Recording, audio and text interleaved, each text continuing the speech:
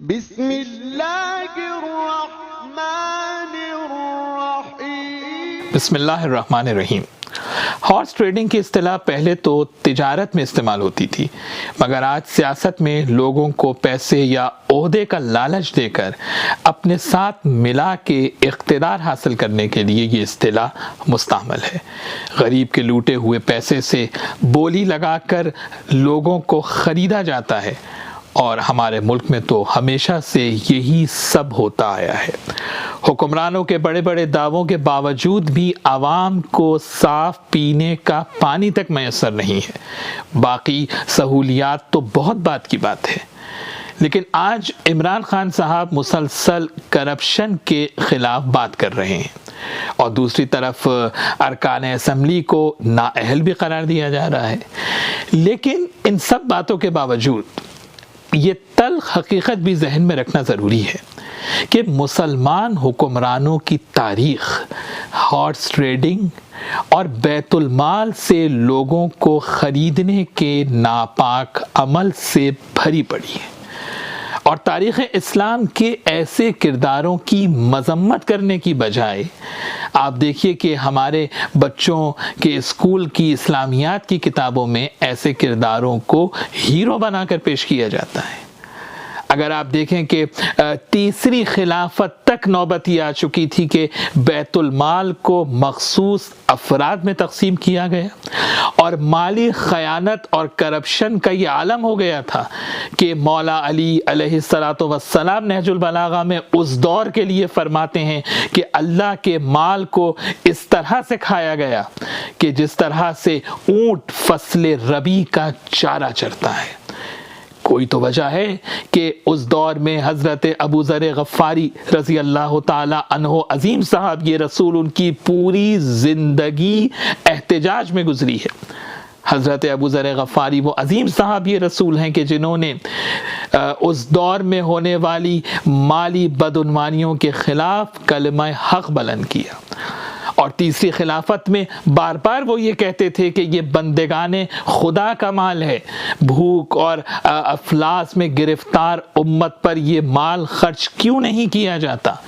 یعنی گویا یہ مروان کی ہارس ٹریڈنگ کے خلاف جہاد تھا حضرت ابو ذر غفاری رضی اللہ تعالیٰ عنہ کا،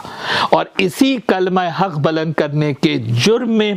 خلیفہ نے شہر بدر کرا دیا حضرت ابو ذر غفاری کو، اور ربضہ کے ریگستان میں بھیج دیا تاکہ وہ مدینے سے دور رہیں اور یہ کلمہ حق لوگوں کی جو ہے وہ اذہان تک نہ پہنچنے پائے، اور وہیں پر ربضہ ہی میں ان کی شہادت ہوئی۔ تو آج اگر واقعاً کوئی یہ چاہتا ہے کہ یہ لوٹ مار معاشرے میں ختم ہو اور غریبوں کو ان کا حق دلوایا جائے، تو میں کہوں گا کہ حضرت ابو ذر غفاری رضی اللہ تعالیٰ عنہ جیسے عظیم صحابی رسول کی سیرت پر عمل کرنے کی ضرورت ہے، اور دین کو آل محمد سے لینا ہوگا اگر مسائل کا حل ہم چاہتے ہیں، نہ کہ بنو امیہ سے۔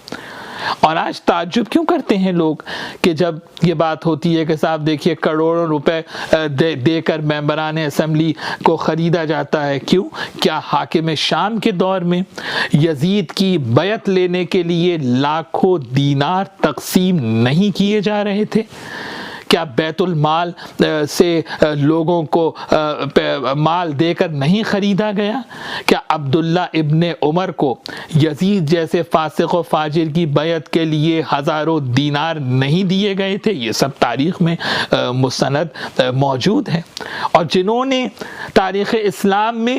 ہارس ٹریڈنگ کی بنیاد رکھی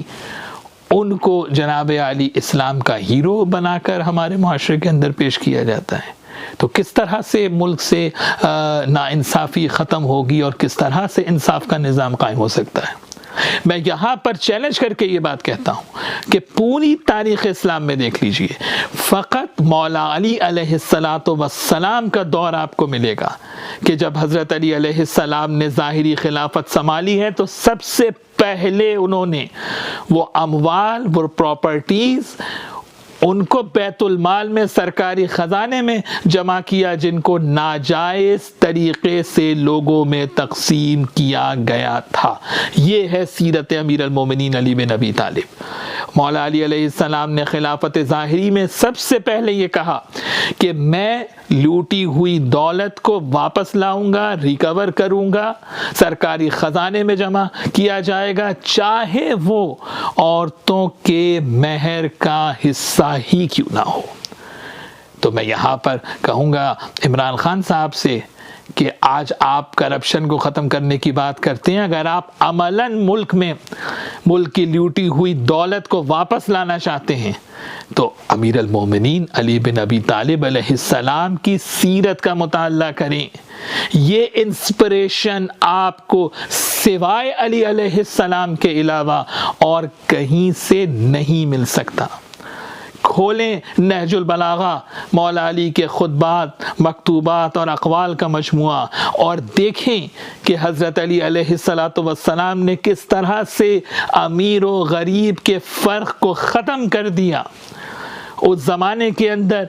جب مولا علی علیہ السلام کے پاس لوگ آتے تھے اور کہتے تھے کہ یا علی آپ سب کو برابر دیتے ہیں، آپ سب کو مساوی دیتے ہیں، تو مولا علی علیہ السلام کیا ارشاد فرماتے تھے کہ جب بندگان خدا کی نگاہ کے اندر برابر ہیں تو میں ان کے اندر تفریق کرنے والا کون ہوں۔ یہ ہے اصل اسلام کا نظام جو سوائے آل محمد علیہ السلام کے علاوہ کہیں آپ کو نہیں مل سکتا۔ آج ہمارے ملک کے اندر اگر محمد و آل محمد کی بتائی ہوئی صحیح تعلیمات ہو اور ان کا نظام قائم ہو تو یہی واحد راستہ ہے